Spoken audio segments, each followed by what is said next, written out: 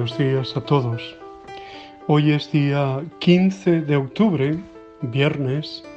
La Iglesia celebra la memoria, la fiesta de Santa Teresa de Jesús, Santa Teresa de Ávila, Virgen y Doctora de la Iglesia. En verdad que nos encontramos ante una santa tan grande, y a la vez tan humana, tan cercana.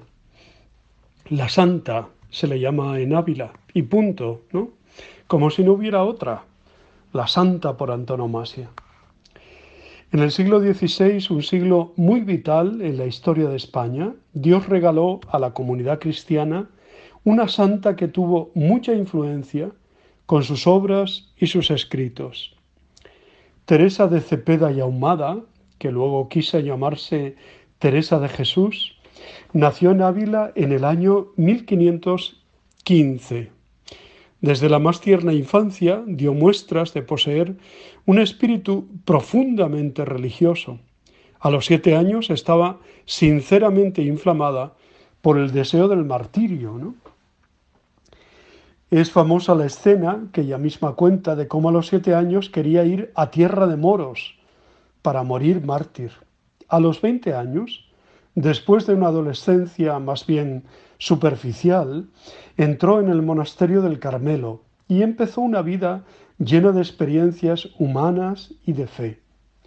Tras unos años en que experimentó la debilidad de su salud y la frialdad y la rutina en la vida espiritual, ella misma dice que su verdadera conversión tuvo lugar en 1554, a los 39 años, cuando decidió entregarse de veras a la vida espiritual. Lectora asidua de las cartas de San Jerónimo, influyeron poderosamente sobre su vocación religiosa y a los 20 años ingresó en el Carmelo, como hemos dicho, de la Encarnación de Ávila. La joven Teresa estuvo un par de veces gravemente enferma. Podemos decir que estas enfermedades fueron para ella una ocasión de intensificar su vida espiritual, ¿no? En ellas se inició Teresa en unas experiencias místicas que la acompañaron toda la vida y que se tradujeron también en su físico. Lo que la santa llamaba su conversión es el primer fruto de esas experiencias, es decir, hay un momento en la vida de la carmelita en que, por una parte, ella personalmente se siente transformada en su vida interior, se intensifica la percepción de la presencia de Dios, se perfecciona su hábito de rezar y, en cuanto a la vida moral, hace voto de hacer siempre lo que crea más perfecto. Por otra parte, surge en ella una vocación reformadora de su propia congregación carmelitana, vocación impregnada de una fuerte tendencia hacia la vida contemplativa y solitaria. Empezó a realizar la misión reformadora con valentía y éxito, hasta tal punto que provocó una inquietud y unos recelos tan grandes que los superiores le retiraron el permiso para reformar los conventos o fundar nuevas casas. Entre otros personajes significativos en el mundo espiritual, directores y colaboradores de la santa, están San Pedro de Alcántara, quien obtuvo para la reformadora el permiso de Roma para proseguir su obra, ¿no? Más tarde, con la ayuda sobre todo de San Juan de la Cruz y del padre Baltasar Gracián, trabajó incansablemente para reformar el Carmelo, fundando numerosos monasterios en toda España, con el estilo de las carmelitas descalzas, y ella se convirtió en la monja andariega, ¿no? En vez de comunidades con más de 100 monjas, como la suya de la Encarnación, las quiso de no más de 20 cada una, su palomarcico, empezando por el primer monasterio reformado que fundó en Ávila y que dedicó a San José, al que tenía especial devoción y a quien consideraba su patrono más entrañable.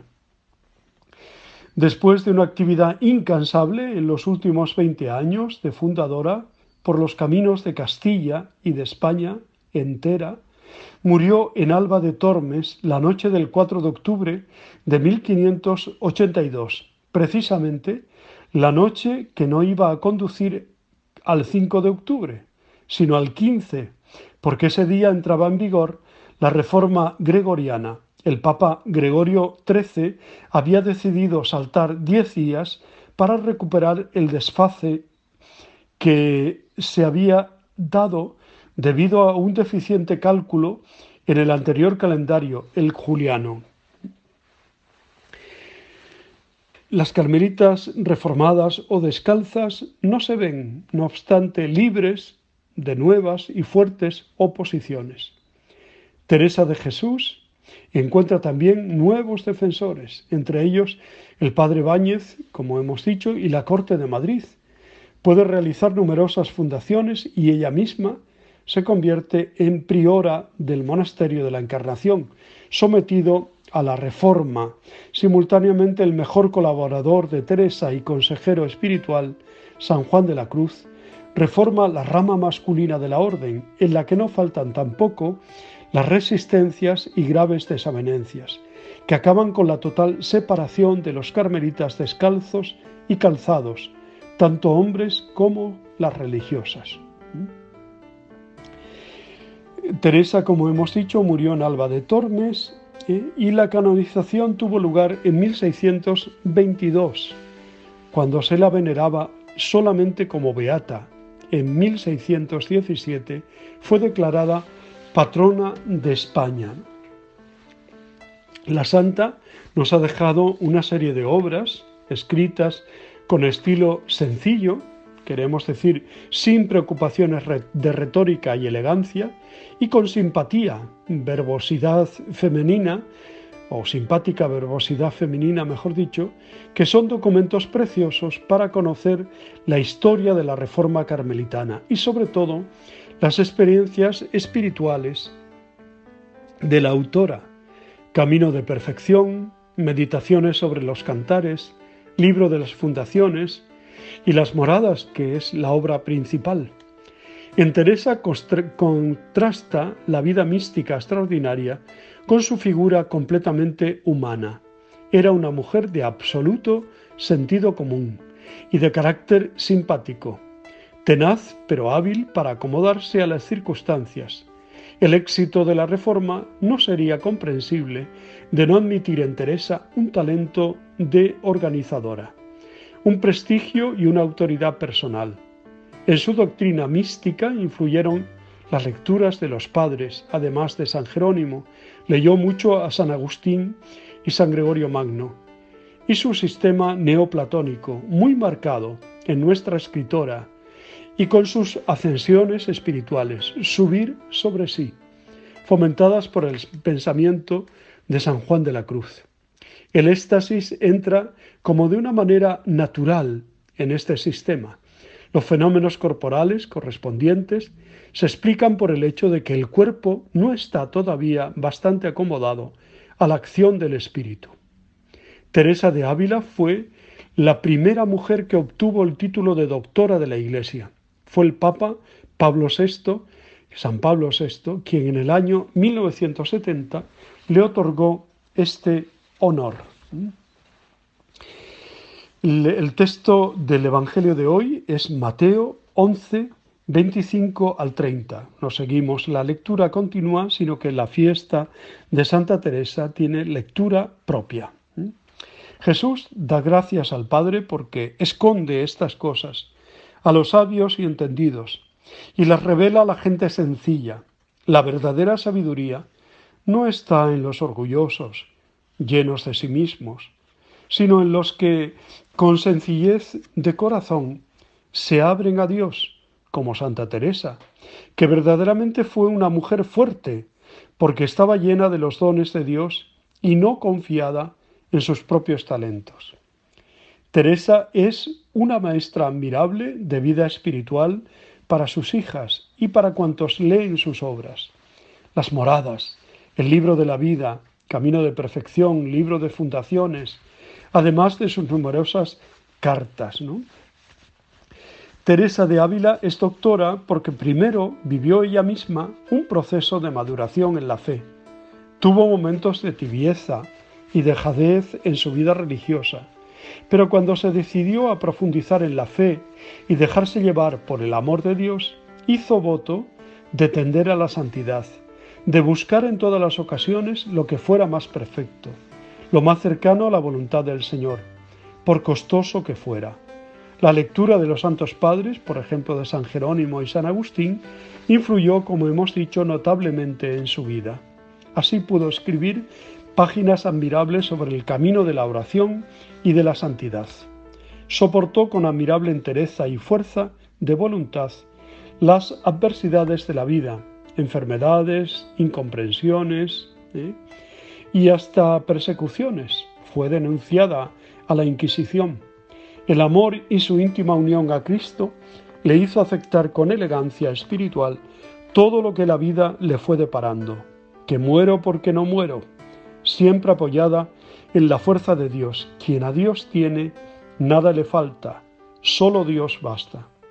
Supo conjugar admirablemente la oración con el trabajo, la contemplación más profunda con las tareas más humildes de cada día, el amor místico a Dios con el sentido común y los dotes más humanos de simpatía y buen humor. La obra de reforma del Carmelo que emprendió y llevó a cabo, a pesar de la oposición y los malentendidos con que tropezó, es un admirable ejemplo de lucidez, de realismo y de tenacidad. Lecciones siempre actuales para nosotros: fe, amor, unión con Dios, trabajo, realismo.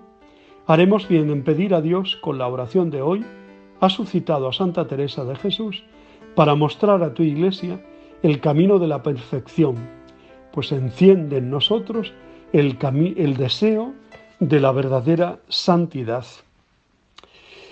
Al empezar a contar su vida, Teresa de Jesús dice que nos hablará de su modo de oración, y es como si dijera: si quisierais conocer mi vida, tengo que hablaros de mi aventura orante, porque mi vida es mi oración, y mi oración mi vida. Además, según ella, la oración es trato de amistad con quien sabemos nos ama, y la amistad con Jesús es vida llamada continuamente a crecer. He aquí la sabiduría que Teresa quiso transmitirnos, la sabiduría de los pequeños y de los sencillos. Y ella, mujer en una sociedad muy machista como era la sociedad de aquel entonces, supo por experiencia propia lo que significa pertenecer a este colectivo, a ser mujer. Una sabiduría que no es de este mundo, pero que este mundo tanto necesita. Pues damos gracias a Dios por la vida, la obra y el testimonio de esta gran santa, Santa Teresa de Jesús, Santa Teresa de Ávila. Muchas felicidades a todas las que llevan su nombre: Tere, Maite, Teresa. Felicidades, feliz día. Y felicidades también para las carmelitas y los carmelitas que celebran especialmente este día. Un saludo muy cariñoso a todos y a todas. Os deseo muy buen día, os abrazo y os bendigo en el nombre del Padre, del Hijo y del Espíritu Santo. Os quiero.